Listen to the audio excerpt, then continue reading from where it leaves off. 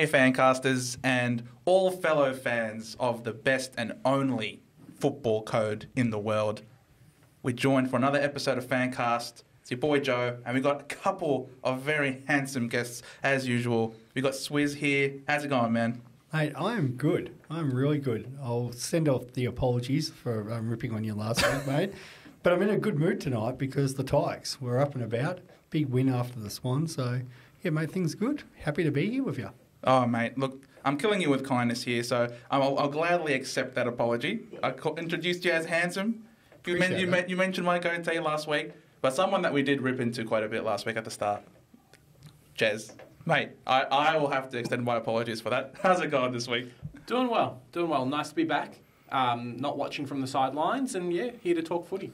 Absolutely. We've got a few topics to go through tonight. A lot of very key ones that have risen this week.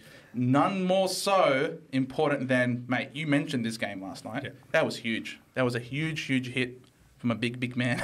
It was. Nankervis was taking out Lloydie. It was not good for a few people's super coaches out there, but it does bring in the question of, all the talk today, should we have the send-off rule? I know we had this chat with Stewart when he took out Prestia, and then it always seems to come out. There's always one or two a year which are really affect the game. Horse pretty well said after in his coach's feedback or his press conference, he brought it up. You could tell he wasn't happy with the whole situation, and it did change the game. Lloyd was having a great game back there. All of a sudden they've put Gould in to help get that run off half back. Where he was already dominant in the wing, so they did have to change some stuff up. And, so there's a lot of talk about what's the best situation here. Like the suspensions that we have at the moment doesn't help Sydney in any way. And it doesn't need to be focused on Richmond Sydney. This could be any club. And I think everybody thinks what happens if this happens, say, AFL Grand Final day. So is it a send-off and down to 17? Is it a send-off where Nankervis just doesn't get the opportunity to play the rest of the game? And how do you decide that too? Is there a bunker like the NRL? Is there the on-field umpires? So there's a lot of questions about that. So, Jez, what about you, mate? We'll go to you on what are your thoughts on this? I mean, I thought the same thing when Gaff punched out Brayshaw a few years ago as well. Being able to snipe a player or take out a player, even if it's an accident, maybe there's something a little bit different. But when it's an intentional bump, 100% there should be a bit of a sin bin. Maybe it is a case of the player has to go off for the rest of the game. Does the team get penalised? I'm not sure about reducing the team down to 17, but I think getting rid of the player and then reducing maybe having 3 on field and then 1 extra instead of being able to medical sub them. There's got to be something in there. You see sometimes players will punch each other out or snipe that way. A player gets removed and then there's no penalty. No. Nankervis last night, they kept going about it on the commentary. Oh, he's got to step up. He's really showing everybody that, hey, he's the captain and what he's done means he's going to be out for the next couple of weeks, but, he's going to do really well and show everybody. It's mate, he's taken out a player from another team intentionally. Yes, if it was an accident, okay, but not like that. There has to be some penalty on his end. Yeah, I think it's... Especially in crucial games. I can't remember how Gaff went after that against Brayshaw, but we know Stewart was clearly best on the ground with the Prestia one. Mm-hmm. De Goey played pretty well after his one against West Coast, so that was pretty, nearly a bit line ball, maybe a bit late. And I know that's another one that people are is that one that we're sort of more grey? But Nankervis dominated that second half last night. So a lot of these players... Because they've got the situation where now they know that they're probably missing 3 or 4 weeks. I can go as hard as I can. Yep. It doesn't even matter if I get injured because I'm going too hard because I'm missing a month anyway on the sideline. So, and it always seems to be the case that these players step up and play usually in the top 3 players or 4 players on the ground. So, I don't like the system at the moment with any of the sort of suspensions on injuring another player. Even if it's a dangerous tackle, for example, Sicily. Be it controversial or not, it's a tackle which is, it injures another player, say that player misses and gets injured. The Lions in that case got no compensation for that at all. So I've always thought the suspension should be just against that team for upcoming matches. Yeah. So say Stewart versus Prestia in Richmond, Stewart would miss the next 3 or 4 times they play Richmond, not why are other teams getting rewarded for that. And the only part of that where I've heard other feedback saying, what happens if, say, it's an Alistair Lynch situation and the player then retires? Yeah. Then I think there should be either maybe a club financial compensation, because it's like this player didn't serve his punishment. There might be 10, 20 grand, whatever, to make up, to compensate that situation, because you've got to have something there to where they can't just trade off a player or let that player retire for that. So I think there's room for changes here. There's definitely, everybody's calling for changes because, we can constantly see this situation. And I think, look at Gaff and Brayshaw. Like, Brayshaw misses, I can't even remember how many weeks he missed out of that one. Yeah. But Freo get no compensation for that. They've got to pay his medical bills. Brayshaw's on the sidelines. Yeah, okay, we know footballers get paid well, but that's match payments Brayshaw's not getting because of that. And the only team that was really rewarded, outside the teams that were playing Gaff week after week, but Collingwood on grand final day, nearly pinched that. Yep. With Gaff not being, who was at the time one of West Coast's best players.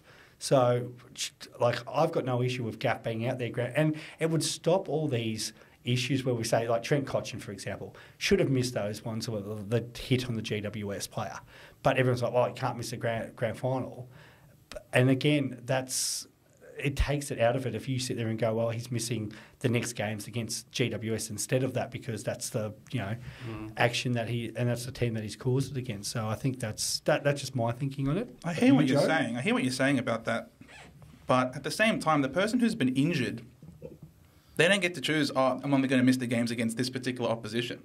The player that's been subbed out because of concussion or whatever injury that they might have a broken jaw, have to go get surgery, done that, they're going to miss the next batch of games anyway. Yep. And especially when the stakes are so high, like they are right now. We're not talking about when Junior Rioli knocked out Ridley. We lost that game by 5 points. We were well and truly winning that game.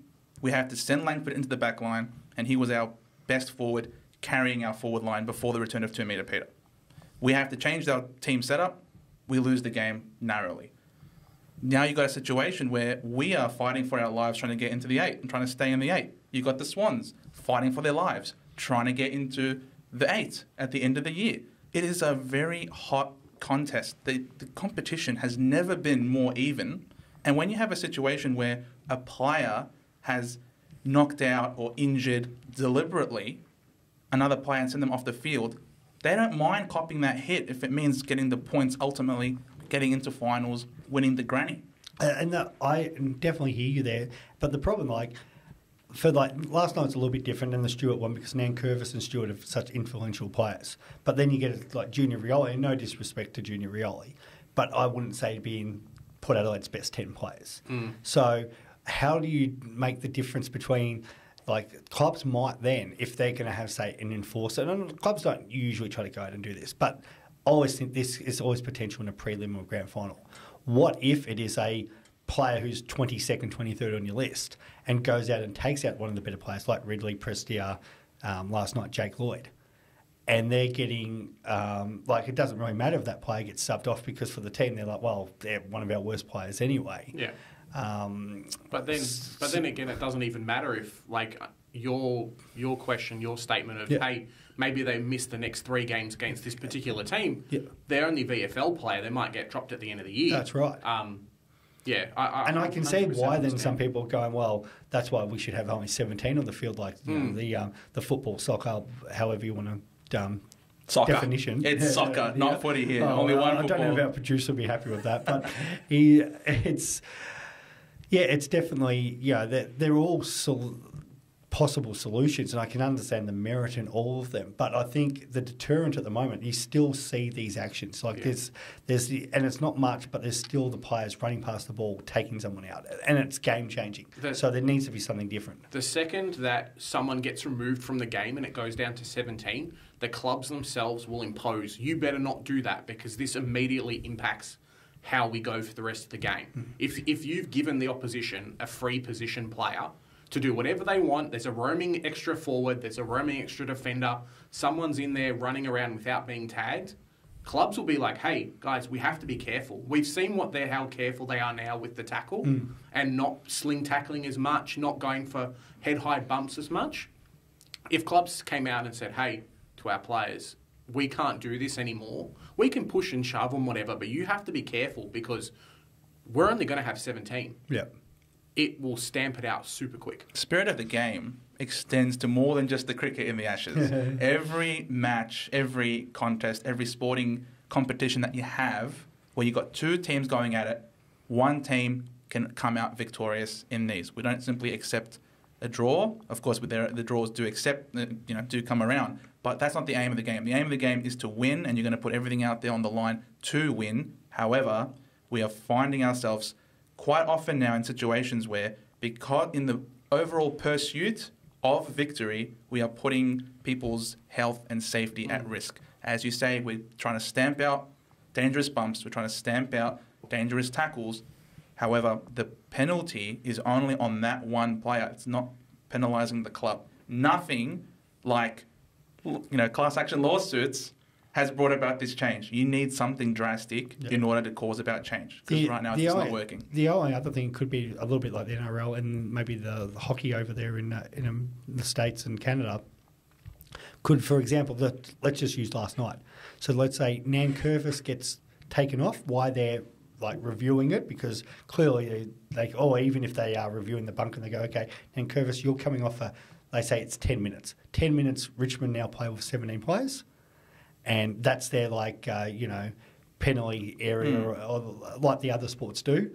Swans have got 10 minutes here with 17 to try to make up for it, and then Nankervis you get subbed off permanently, but Richmond then can bring a sub on, so you get, I guess, both worlds in that. So it's not the whole game, I guess, Richmond get affected, but there's a period there where 5, 10, 20 minutes, whatever, of a sin bin where it is 17 versus 18. And you get that, and that's where we see it in the hockey, where it's 5 versus 4, and even in NRL where I think it's 13 versus 12, or and they have that. It's pretty well a period of time there where you've got that advantage to try to pole some score on to make up for it. So I don't know. I guess we could talk about this all night, and everyone's going to have a different opinion on this. The hard thing is, I guess. This is where footy's changed, and as you said, player safety is crucial. Where we talked about the whole taunting last week, it's not the 80s anymore where 5 minutes later the Swans are trying to knock out Nankervis to make up for it. Unfortunately, there's none of that. Well, fortunately, maybe it's for you. So there needs to be something, and if it's not that, the only other one is completely ridiculous fines, but the players led by Dangerfield is never going to accept that. And what I'm saying is if the fines were 200,000, 300,000, where it's just ridiculous, where players go, well, I'm not going to lose my 100% of my salary, 50% of my salary because I've done an act like that. And we're talking about these proper acts, not that's on the borderline. For example, I think Kane Corns used Dangerfield on Boston in the grand final, because that's been a controversial one, but the ball was kind of there. It did take Boston out, but it's in the sort of play. But these ones which are clearly behind play, or they've gone past the ball to do it, there needs if the players aren't going to take that sort of financial hit to stop them doing it, they need to have other restrictions on them. The problem is though, if I'm Nankervis, I don't care about missing out on match payments. I've just won a game. I've potentially won the game for my team in a crucial game where if we lose, we're not going to make finals. Now we have a chance again. I'll take the hit on the fines. I'll miss a couple of games. No worries. There has to be some immediate impact straight away. And that's where to be hey, you've done something wrong. It's affected the other team. If it was unintentional, players go for a contest, whatever. That's okay. But if it's found that it's intentional, sniping another player, you could see from this instance it was a clear bump. The guy had the mark or had got rid of it and then charged at the end. There has to be something immediately because, Sydney were out a player and it clearly affected them. I don't think it needs to be immediately. I could go to a bunker or whatever and they review it, takes 5 minutes, and then they go, umpire goes, yep, you're off, buddy. But as I said, and you're agreed, they're not going to keep out match payments, and they're not going to let us do, here's a $250,000, $500,000 fine that's going to really stop it out. So what are the other options? And so, that's just my thoughts on it anyway. I mean, Matsbury, rules and laws in general will never be followed unless there is sufficient punishment that is, of course, commensurate with the crime. Speaking of crime, we're moving on to our next topic here. I like that segue. I like that. That's good. Yeah. That's why I'm the one doing really this good, here. Joe. No, I'm just It's really joking. good. I love it. Cheers, guys. But yes, before we lose track of where we are, because my head's going, illegal distribution of intimate photos, private photos that were given to someone in confidence, not to be distributed online. Massive talking point. Where do we sit on this? Well, I can say that I don't think I've got a nude photo anywhere out there of me and that, and there's no way I'm sending one. So I guess it's like this modern day, the guys, now with Tinder and everything, let's take selfies of ourselves and send it. I've never understood why you would do that, especially with the way social media and the internet is these days, and your image can last forever out there. There's so much education for players, and they still do it. So it frustrates me because it's like, why? Like, there's surely at some point you go, this is not a good idea. And the rumour is, it could be up to 45 players involved in this scandal, which is, it's wrong that it's come out, and somebody's obviously tried to take advantage, or they might have, kind of held them to ransom and saying, and we know this happens, and we know there's all these leaks these days. Everybody was like involved with those sort of Optus breaches and everything that was going on there, and it's going to get worse and worse. So, but I think for the players, putting yourself in that position, it's never going to end up well for you. Yeah, I think it's a case with being on Facebook now.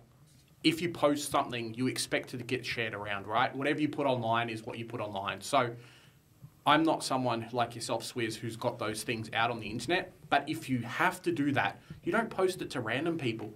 Maybe you send it to your partner as something cheeky or something like that. But exposure and information now is so hackable that you might as well just not do it. Expect, hey, if I'm a footballer, someone's going to come out and do this straight away. Someone's girlfriend's going to be vindictive because we've broken up. It's not the first time that an indecent photo, yes, there's been so many now, but there's not the thing with Dane Zorko last year, sleeping on his friend's couch half nude. He's cheated on someone, that photo's been set out. There's not real much difference between those two.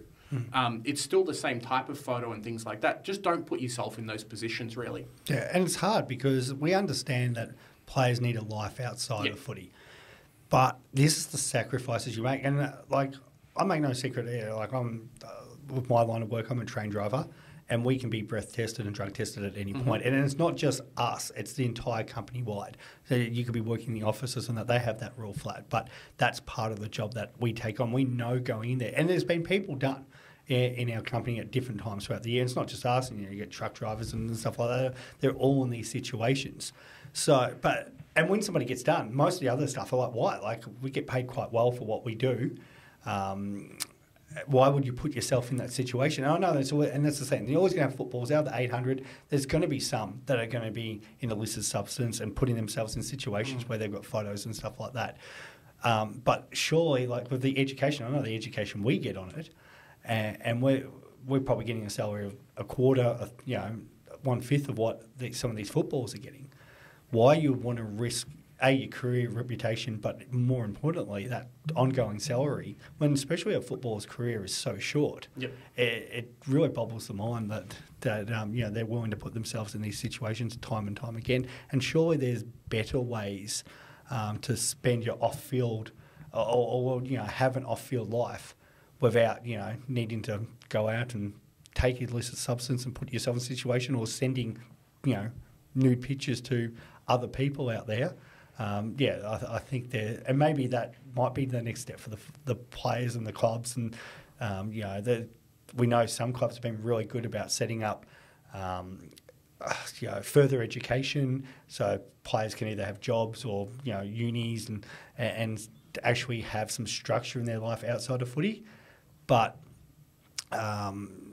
I think that's the same thing with everybody. No matter how much education, how much you do, there's always going to be one or two, three, whatever out there who's always going to, overstep that boundary, Joe. There's enough people out there who have a lot of interest in everything you do as a football player that you don't even have to post anything to find yourself out there on social media. Yeah. You can just ask Jordan De Goey. He's not even in this country. He is overseas. He is enjoying a holiday. he touches a female who has consented to it, and you see back home all of a sudden the whole universe is blowing up over it. You can't give more people out there any further ammunition to go out and destroy your brand, your reputation, and your image. Because at the end of the day, these players, they are their own assets. They have to go out, they have to be available, they have to perform, they have to be in a good headspace in order to be worth something to a club. Them going out and sending these nudes out online, I don't care if it's to a private person. You know, as you say, you could end up splitting up. Yep. And then what happens? There is no foresight whatsoever. And you'd think in this day and age where everyone is online, you'd know that once you send something out there, you're never going to get it back. You basically are at the whim of the gods out there. Yeah. You know, so I can't believe that we are in the current era of the 21st century where we are living day to day with internet and people are still subjecting themselves and putting themselves at such risk. You can only hope that this is finally the final straw in order to get out of this movement, I suppose. Players 100% get social media training as part of their job, and it's right at the start when they get drafted. They know what to post on social media, on your Facebook, your Instagram, Twitter, everything. This is obviously should be included, and I would be very, very surprised if it wasn't. Yeah, and like even back when I was teaching, we'd go through the same thing when social media was coming through. There'd be and I know talking to other teachers now, they get social media training, sort of how to block your profiles, and so people can, because you're always going to have interest in that, and they. You know, teachers have got a tough job in that, but there's always going to be negative parents, negative students of that who are going to, try to look them up, take advantage, find, cracks in them so they can, sometimes just get them what they think, get them back for, mistreatment or, just because they don't like somebody in there.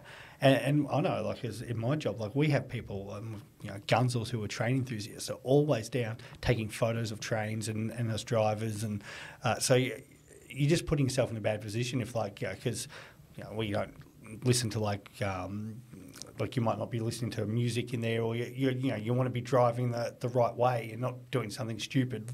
And the last thing you'd want is some gunzel comes out, takes a photo of you and in the wrong thing, and then it gets back to it, because that they're not sending it to our work. They're putting that all on social media, and that's like with everybody. And so it's a changing world that we live in, which is unfortunate because you're always going to have people in there who've got nothing better with their time to go out and discredit people.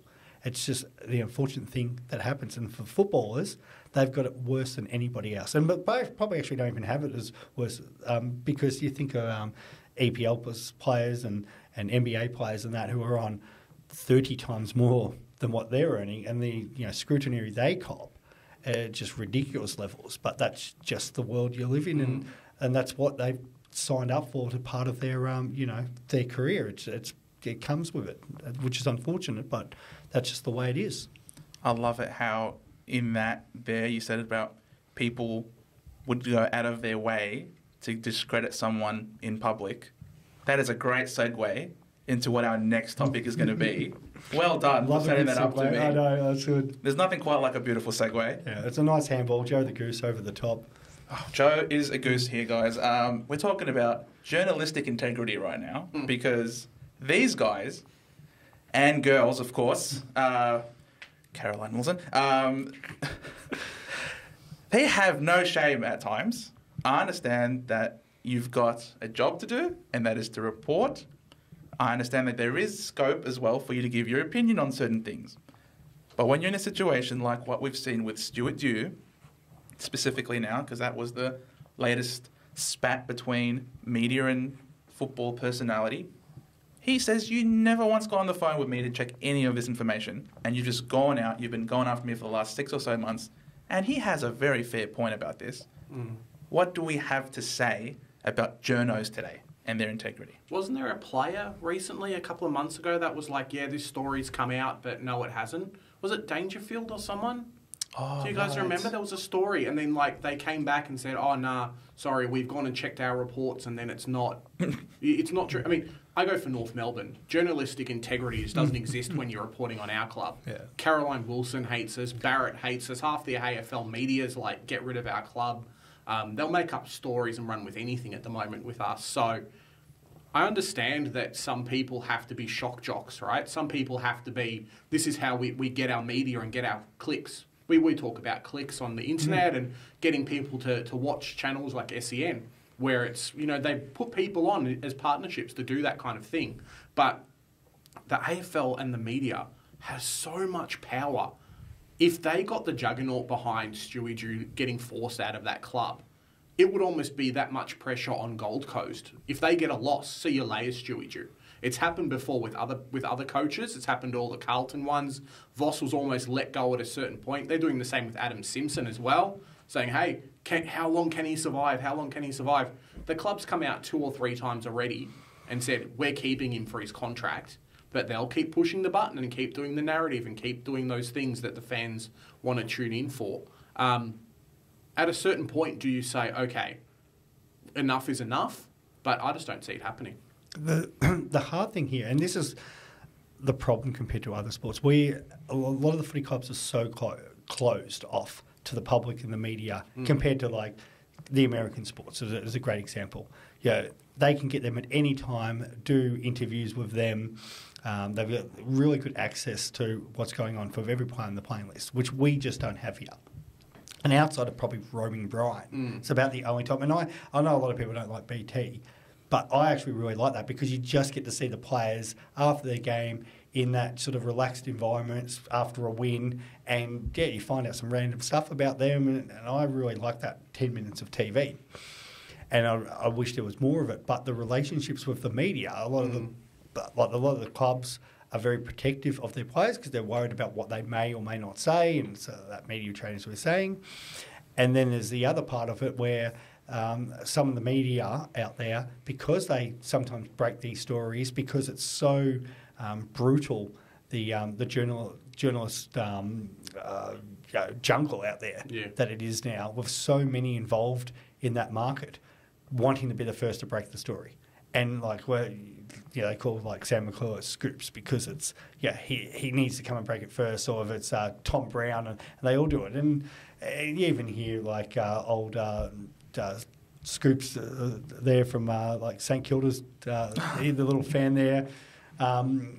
Always come out, I've got an exclusive, because he's trying to at least break his way into a media which it's already so full with people in there, and they all want to be first with these exclusives because they know, if we came out and said, it was like when Dimmer retired, and the night before they got wind of it, and at least that journalist rang in Richmond and said, I found out about this, I'm going to report it. So that's the integrity, which is that's good, they have called it, but then for Richmond then turn around and say, well, actually we want you to hold it for 12 hours, 24 hours of that. Well, if that journalist holds it, somebody else is going to find out about it and break it. So I get why the journo, but at least he gave him the call. And it could be like any player. I'm just going to talk about Tyler Young from Richmond because nice that he got a mention because he played well yesterday on Buddy. But let's just say I saw him out and doing the wrong thing. I haven't seen Tyler out, but using him as an example. I see him out and do the wrong thing, and then I start posting it on our chats and that. And then more people are going to click on us because they're like, oh, hang on, you guys are getting an exclusive for that. And that's exactly what happens. And that's why we even have the media where we sit there and say, Kane Corns, David King, sometimes say things which we think are clickbait. Because, if you can say stuff like that, more people are going to tune in. A lot of people aren't going to just tune in because, let's just talk about, Callum Mills got this many handballs and did this and that. What's interesting? Why do so many people watch Survivor and Big Brother and all these reality shows? Because they want to, see this reality which is not reality and find all these, juicy stories going out there. Reality that is not reality. Mate, if we were listening to the media... Ken Hinkley was gone ages ago, right? Is Ken Hinkley is currently the coach of the Port Adelaide Football Club, and they've won 12 in a row, breaking our hearts after the siren. The siren ended, and we were in front. That's all that matters. But honestly, if you listen to the media, you'd have a completely different perspective on what the state of the world is right now. And I think that there's certainly a lot of room, not tooting our own horns here, but there's certainly a lot of room for podcasts like this, for alternative media out there, for people to get a different take, a different perspective, cut through the BS that is out there and all the agendas, because we're not doing it necessarily for clicks. We're doing it because we're sick and tired of all of these journos trying to force a narrative down our throats. That is not what we're here for. We're here to have a proper footy chat. And I think that's what we're doing. And that's the difference between us. We do it for the love of the game. And there's like our other co-hosts here, and there's plenty of other podcasters, especially the ones that do the teams. Let's just take like the Saints TV, and that they do it because they're passionate about their club. Where these journos are doing it because it's their employment, it's their money. Yep. And the more they break, the more they're going to move up the rankings in their,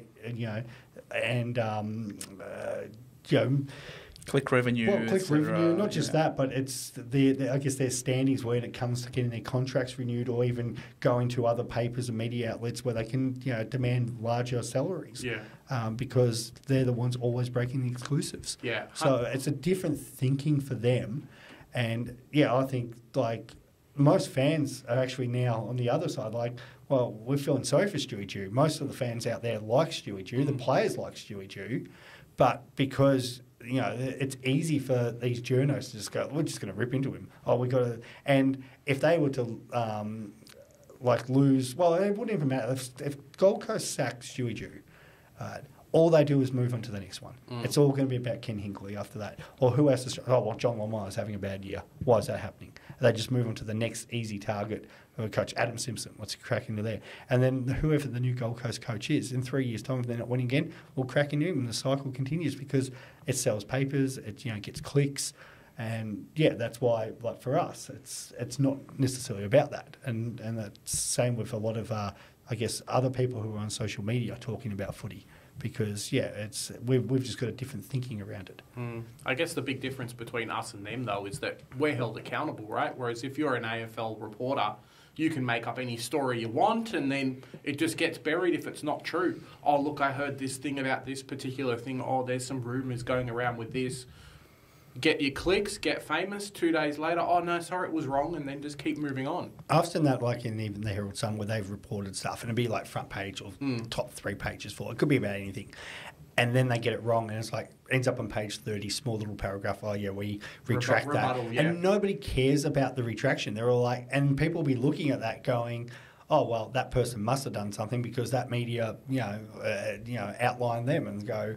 Because, again, it's this, as we said, there's this big brother world where people are like, all they want to hear is the juicy story. Mm-hmm. Did Karen Wilson apologise for being blatantly wrong in terms of... she would have said by 100%. Yeah, and also in relation to Clarkson Clarkson is going to Essendon. And she's like, she's barreling the camera right there. Clarkson's going to Essendon. Mate, you should have 24 hours later. You should have seen all their faces when he signed at North Melbourne. Yeah. Oh my gosh, they look so bad for about a week, and then it's just forgot about, and that's it. That's why they're still annoyed at Buddy because, nobody got to break that story. Ian but Sydney, but because they're all sure what was going on with the Giants, and even a couple of them get still, I think, a bit annoyed with Dusty because who was it recently? I think Sam McClure saying, "Oh no, he's off to the Gold Coast again next year," or Richmond should trade him to the Gold Coast. So, like every year they bring this up and going, "This guy's definitely going to be a one-club player."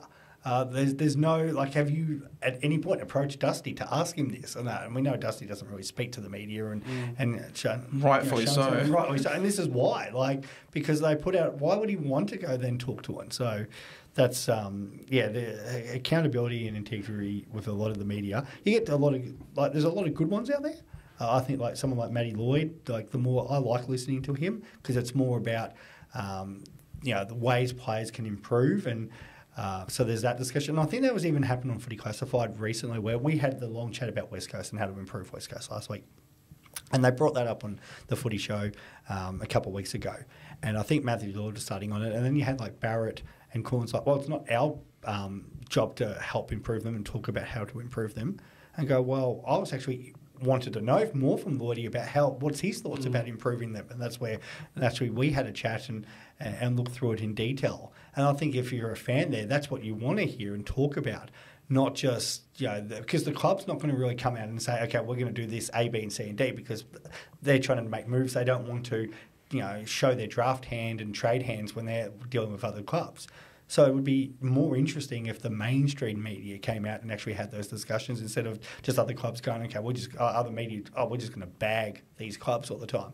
Like, give us some more detail. And the only reason they don't give us more detail outside your Lloydies and people who've been involved in the game because they don't actually know it.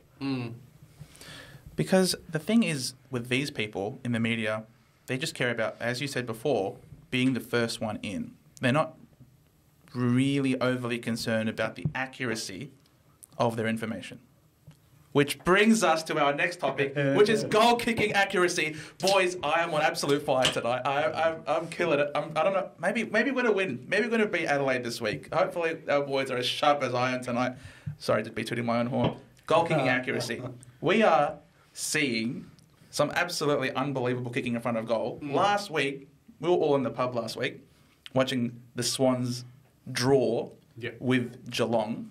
And we walked away from that game going, how the hell did that happen? I threw this beanie at that TV screen when Fox hit the post to win the game in the dying stages of the match. Couldn't believe it. Are we seeing that the footballing community in general are kicking for goal worse than before? Yeah, I think so. I think it's kind of, we've seen in general the death of the key forward, the generic type that used to be the Tex Walker, Buddy Franklin. I mean, Buddy Franklin's had to reinvent himself, so has Walker. But that generic key forward, the guy that was the pillar in the forward line, who was there, who was just the marking target, didn't have to run around or do anything different. With that going, I think there's been a clear change to, okay, we're not footballers as much anymore. We're athletes. Players are relying on their fitness, on their speed, everything like that. And even if you watch it during training, I don't know if you guys have gone down to training anymore, but when I watch North Melbourne, they'll do 2 hours of footy training, skills, everything else. I won't see the players out there kicking 100 balls in front of goal. Maybe they do that in a separate time, but I can almost guarantee you, if this was the 1990s or early 2000s, heck, way before that, the forwards would be lining. You ever play like donkey when your kid's in front of the basketball hoop? Different positions. We're going to kick from here. We're going to do that. Yeah. I just don't see it at normal trainings anymore. I played horse, not donkey. I guess. Sorry, I must have had a much more privileged upbringing than you did. I think there are probably three parts to that, and I agree 100% with you there, Jez. We used to go down like the local primary schools, and even sometimes still catch up with mates, and we'll kick balls. And I would back myself 90% of the time within 20 metres. I don't think I could kick more than 25 metres. There's no chance. But within 20, because we'd go down there with like, you might go down with a couple of beers or whatever and just kick there with mates. And we would like literally kick the ball out to different positions and just play against each other with goal kicking for an hour, a couple of hours, and we'll kick a couple hundred balls. And a lot of it's now with these sports scientists that have come in and they limit what the players can do.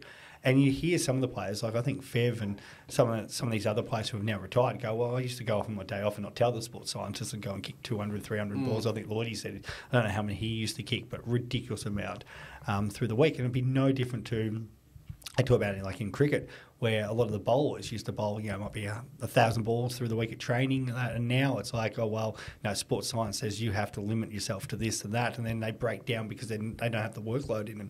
So the goal kicking accuracy there, they don't get the opportunity to practice that. The second part is like you look at like Lockett at 69%, Lloydie was at 68% in his career, and that was where we still had the traditional full forwards. Now the game's changed where, as you said, athletes, but everybody needs to be the opportunity to go forward. We don't want to just rely on one player to kick all our goals because it's easy under these new defensive systems to shut down that one player. So you might have some, like last night we were lucky that Voston took his shot from 10 metres out, but you might have defenders come up and take shots for goals and midfielders where back in the days, you look through some of these stats, you'd never see a backman getting up. Like there's backmen who'd probably kick one goal in their career. And all of a sudden they're half-backs running up and taking shots. And if they're going and taking 2 or 3 shots in a game, they're probably kicking one goal too. Where you're full forward, and we've got the stats here. Like Larky's he's the 4th best overall in the history of the game, 73.3%. He's kicked 162 goals and only 59 behinds in his career. Beautiful goal kick. Fogarty, Waitman, Harry Jones, Oscar Allen, Luke Bruce. They're all up there and they're all forwards. But the difference is they're not getting as many shots on goal as if Larky was Plugger and Dunstall and all them. He wouldn't have 200 shots on goal at this time in his career. He'd have 500 shots, and he'd be kicking at 70% because he's such a great kick. But North won't, and okay, North is struggling to score as well. That's a different situation, but they won't kick to him all the time because all they'll do, opposition do is put 2 players back on there and set up their zone and defence around there. And clubs are happy to do that. because you're going to free up other players who are going to be lesser shots at goal. So I don't see that changing. It probably will at one point. They'll get these rules where they'll probably make it a 16. Like I'm thinking like 2040, we'll be looking at AFL probably 16 players on the field and be 4 on 4 on the goals and that. And eventually then like your lucky types will be able to lead up and get more freedom just because there'll be more space and all of a sudden they're 3 shots or 4 shots on goal and the game becomes 8 shots and they're kicking 6-2 or 7-1 and that's how you get the bags. But if they're not getting as many shots on goal, they're not going to kick as many goals. Do you think there's been a real change in game plan as well, where it used to be a case of, hey, the midfielders would just go and kick it to a key forward, 100%. Whereas now there's so many players running through, especially from the midfield, guys running and taking shots that a lot of the shots just aren't going there. They're not the kick mark anymore. It's, hey, we've got to be explosive, we've got to take our chances, that kind of thing that's really affecting you as well, I think Joe. this is also, sorry, Joe, I was going to say the third is like a lot of the media with this, because how often you see when a team loses, and like Kane Corns, and I listen to a lot of like those morning shows with Cornsey, and he'll sit there and go, oh, well, this midfielder has had no scoreboard impact this year. He's only kicked 3 goals, for example. I think they go like, they'll talk about Graham Myers. He's only kicked 3 goals for the year, but he's one of the top players in the league for kicks inside 50. He's one of the most accurate kicks there, one of the highest goal assist players in the game. So Geelong don't use him for that reason, but he might not be a great set shot. So let's get him using his strengths. And then they're sitting there going, well, he's not what we think is all Australian material because he's not kicking goals. Well, Geelong try to get the ball into Hawkins, Cameron, Gary Rowan's hands as much as possible. And because they're the ones that kick the goals and they're so accurate when they do it, where the midfielders, and it's different because Geelong win, but if you've got a team that's losing, they'll literally go, well, that player's only kicked 2 goals or 3 goals for the year. They're not getting enough, or they only had 3 goal kickers or 4 goal kickers. They need 12 goal kickers or 15 goal kickers to be a more legit team. But then all these midfielders have shots, and look at Dangerfield, for example. Fife, Bont, some of these midfielders are some of the worst goals kickers in the league, but that's not their strength. It's not something they probably practice a lot of, and that's what you were saying before. So. But they need it to be up there because I know they might not be the forwards, but if they're going to be taking shots on goal, they need to be converting as much as they can. Now I know Geelong. You say Geelong, they win. They haven't been winning as much this year, well, and they are still leading the league in terms of as a whole, as a group. They are at 51.8% goal kicking efficiency. That's a courtesy of the AFL.com.au website. So if you're out there, not making it off the top of my head, straight from the AFL, 51.8% is the number 1 most accurate team in the competition. And that is a forward line that boasts Tom Hawkins and Jezza Cameron. Now, Jeremy Cameron, of course, has been out now in recent times due to his concussion and should come back. But still, he hasn't missed any shots in the times that he's been out. So it's not like that percentage has dropped. Brian Myers, he hasn't been hitting the scoreboard as much this year, but they're still a very efficient forward line. And despite their efficiency, they're still barely cracking over 50% goal-kicking accuracy. The mids who are taking shots, the halfbacks who are taking shots, they still have to convert because they're giving up behinds otherwise. And we're playing in an era now that is faster than it has ever been before, and transition football is off the charts. Teams' ability... You look at Collingwood against Gold Coast last week. From a kick-in, they went from that Jeremy Howe kick-in to around 60 metres out, a handball, a kick inside 50, and it was a goal, all within 5 or 6 seconds, crossing from end to end. You can't afford to just freely give the ball back to the opposition. If you have the ball in your hand and you're in front of goal, of course, we're not aiming for 100%, of course. That's physically impossible. But for a team... that is the most efficient team in the competition at 51.8%. That is, I was actually shocked to see how low it is. And then you look at the other end of the spectrum, Harry Mackay and Charlie Curnow for Carlton, 43.4%. You know what Geelong's problem though is that they kick to Cameron and then Gary Rowan jumps in. Like, hey, give me the ball instead. I totally agree with you, though, because it's the thing that's really hurt Sydney over the last couple of weeks. They put in so much effort to get the ball up the ground. They've got the fast, pacey players. They get the ball in the forward line. No one can kick a goal. They're at 47.6%. that's They're, rough. they're dead set middle of the rung. Most of the teams are in the 47% mark, and they're like right dead bang in the middle. And you to think that they were so inefficient the last couple of weeks, blew wide open opportunities to win the game, keep their season alive, and they're right bang in the middle of everyone else. And Melbourne also has suffered tremendously. They should have beaten GWS last week. That loss by 2 points should not have happened. They have been very inaccurate. They're at 48.5%. They're in the top half for accuracy. But that has been bolstered up by their early season accuracy. Earlier in the season, they were around the 85% mark kicking. And now they're down to 48%. So a lot has dropped for them. A lot has gone away. Is it because Clayton Oliver's not around to help carry some brunt work? He's pretty good in front of goal. But all in all, I think if you can't kick enough goals, because Collingwood, who are ranked second, 51.3%, they're going to kick a winning score every week. Yeah. You have to be able to outgun them. They're going to give something up. You have to be good enough to take it. Because if you don't take those opportunities against Collingwood, I reckon it's going to be flag players 2023. Yeah. So, everything you've said there is 100%. I think you look at it, a lot of the time, unlike Sydney last week when they ran into a couple of goals and missed them shockingly, a lot of the time when players seem to be on the run 20, 30 out, they usually slot them. Some of the set shot kicking is horrendous at times. And again, I think it comes down to the players through the week, they might have, I think one of the coaches says you might get 3-4 contact hours. The rest of the time they're in the gym and doing their recovery and stuff like that. So the strength and conditioning coaches again come into this because where players should be out there taking their set shots, have their maybe headphones on where they're got crowd coming off and not just going down while they're fresh at it. After they've done an hour and a half of running and training and that, now take your shots while you're tired, practice those set shots. But the unfortunate thing is, even with all that, you can't recreate the pressure of a game situation. And no one's come up with a solution. There's probably ways you could do it and sit there and go, okay, guys, we're going to have 10K on the line if you miss these and things like that. And maybe then the players will be like, oh, hang on, here we go. But, yeah, it's really, really hard to recreate those situations that the players are in. And then you see it on a game day. Player like Buddy last night. And Buddy's been an absolute champion of the game. And he's, 20 metres out, 30 metres out, and then doesn't, it just completely misses. Failure of ball. Unbelievable. And we see Harry Mackay, as you see, Carlton's shocking out because they constantly make these mistakes. And at no point clubs have found a way to improve.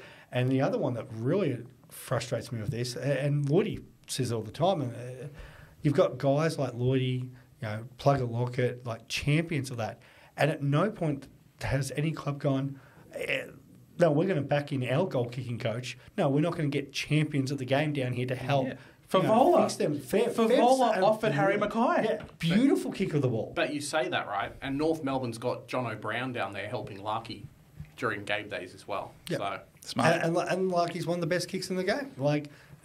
Common sense there. Yeah. If that was me as a coach of a club, I'd be like, Lloydie, player, can we somehow get Plugger? And that, it'd be, imagine him working with one of the King boys and just going, this is what I did. And Lloydie said that. He goes, I just copied what Plugger did and then practiced that and became one of the best kicks in the history of AFL. Yeah. So, it's amazing that this is such an important skill and they just don't seem to practice it. Yeah, not taking away from what we've said tonight, but kudos to all those defenders that are putting on enough pressure to really make those players who would normally kick a goal on the run and normally kick a goal on the scramble to actually go and kick behinds as well. Because some defenders, man, they put in so much effort during a game, running second, third, fourth efforts during those scrambles that the opposition player is just happy to put the ball up in the air and pray and say, hey, whatever I've kicked is whatever I've kicked. So, yeah. That's very fair, 100%. We don't want to be selling, all the defenders who go under the radar with all of their hard work. There's no defender awards. That's why they kept, there was the idea of having the golden fist. Yeah, for Spud, to recognise him, which they really should. How we don't have an award for defenders. And it's funny because we did it for the Cricket Club a few years ago. like wicket keepers are kind of the similar, like just or fielding, for example, such a big part of the game, and there seems to never be an award for it. So we're like, well, we're going to bring an award to recognise such an important part. Defenders, like how they need something, surely. And there's ways now with champion data and everything that they measure that they can measure to go, well, this guy is by the number one, or even if there's some sort of voting each week and a panel gets together and go, okay, we're going to go 10-1 over the weekend, and that's how they come up with it, whatever. But yeah, there should be some sort of award for that. Because the only recognition they get right now is if they're named in the All-Australian squad. Because you don't really see any defenders get a Brownlow. They're obviously never going to get a Coleman. It's very rare. I thought Hooley should have probably gotten Norm Smith. He would have been one of those rare few to get such an amazing honour as playing as a defender. But unfortunately, it's a mids and forwards game that we currently play in, and it definitely makes sense, I think, for them to be recognised. Something that also does, I think, to a lot of people make sense is the idea of introducing this thing called a mid-season trade period. Are we all on board with having a mid-season trade period and all of the implications that come with it? Because there are leagues and different sports out there, different codes, that have managed to implement that as part of their games, and everyone gets really excited, everyone's up and about. I know in the NBA, it's widely recognised that it has been quite a successful implementation there. Do we think that there is current space now for a mid-season trade period, or do you think it's something that won't work with AFL? Well, I know we brought this up last week because we talked about what was the perfect buy structure, and we said, to fit in potentially a mid-season trade period, and then within 3 days the AFL come out and say, oh yeah, we're looking at the mid-season trade period. They're watchers. Yes, yes they are. There's a part of me that, I get it why they want to do it, because the media, the trade period is such a big thing now, and the talk about it leading into that week, giving players more opportunities. Two parts I don't like about it. I think it's like not a sprint, a marathon, not a sprint. So this is the list that you've developed and you've gone with for the start of the year. That's on you and your recruiting teams and that. Now, I get where people are going, well, there's you might lose an injury, be unfortunate, a big man goes down. But you should be managing your list in a way where you've got all areas covered and all positions covered. Like if you're going to go in the season and only have 2 or 3 rucks and they go down and you haven't thought about maybe a hybrid situation or looked at different ways that these scenarios may happen to us, I think that's a little bit on the club. The second part about it is I don't think you're going to see any big names move. Like you're not going to see interstate players move from interstate because to uproot somebody like mid-season and say, okay, especially those who are older and have got kids and families and go, okay, you're going to be moving from Brisbane to Fremantle. That's a massive move where pre-season, players can expect that, but there's a lot of planning going in that. And so I think that kind of comes into it. And then you've got your clubs also with their IP and not wanting to give that up.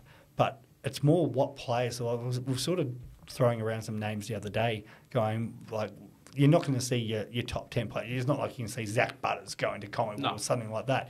So the only 2 things that are going to probably happen is your Paddy Dowles, those sort of fringe players, and are they really going to get a game elsewhere? It's more maybe your rucks who, you say Sydney, for example, or the Giants who have had some ruck injuries, and you've got a fit and healthy, like maybe Melbourne, for example, whoever's third in line there, be like, well, that's an easy cover because they've got Gordon Grundy.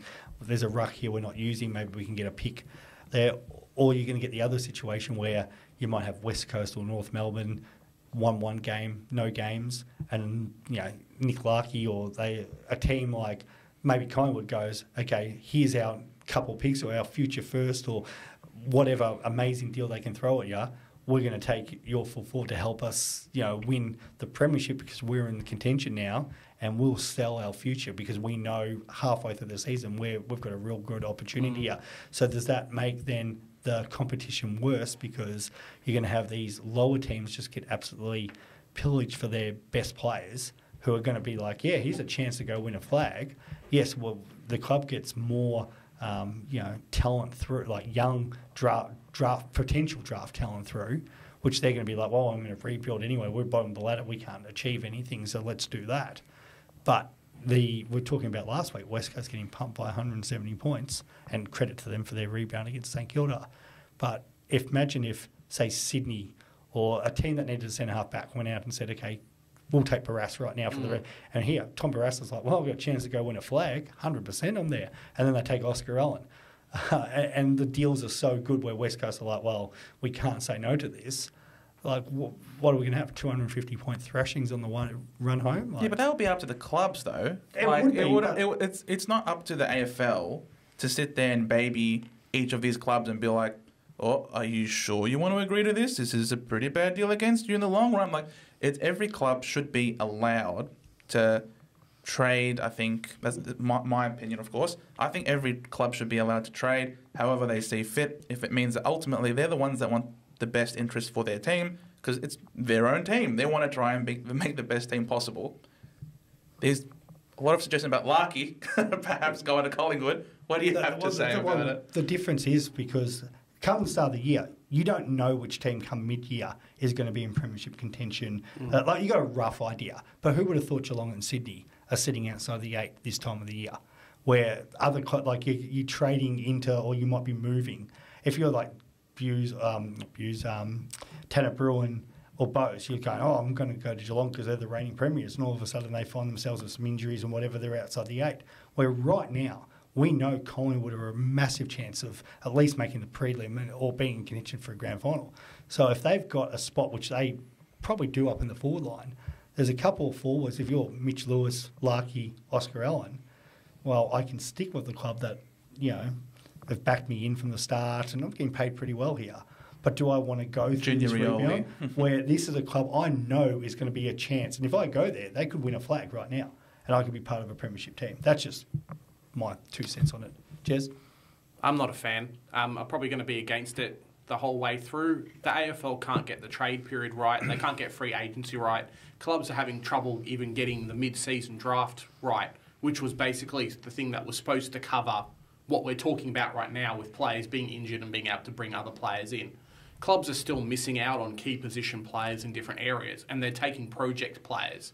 They're not even taking that. So free agency, the trade period at the moment, is only really benefiting the top teams, because all the players who are up for free agency, they'll take less money to go to a good competing club. Of course. Why would now the AFL bring it in? There's no equalisation in those things at the moment. Taranto and Hopper, they're not going to go to the bottom club even if they're getting offered more money. They want to go to the good clubs. There will be no equalisation across the board. It will be the best 2 or 3 or 5 teams getting better. The other teams are getting worse. Hey, look, you can try and develop your list, but, look, we need a forward. Okay, let's try and poach yours. It's just not good. Maybe it works out, maybe it doesn't, but I'm 100% not a fan at the moment. I hear what you're saying loud and clear. We both do, and it's, as I'm sure all of our listeners as well, a lot to be discussed, a lot to be mulled over.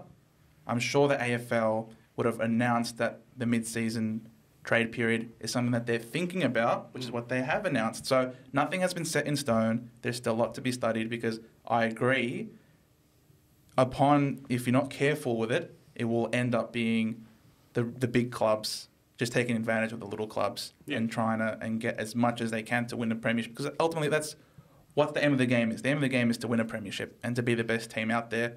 And we're trying to be the best team we can be as well. So let's not make this episode go for any longer, guys. This has been another episode of Fancast. Thank you so much, guys, for watching.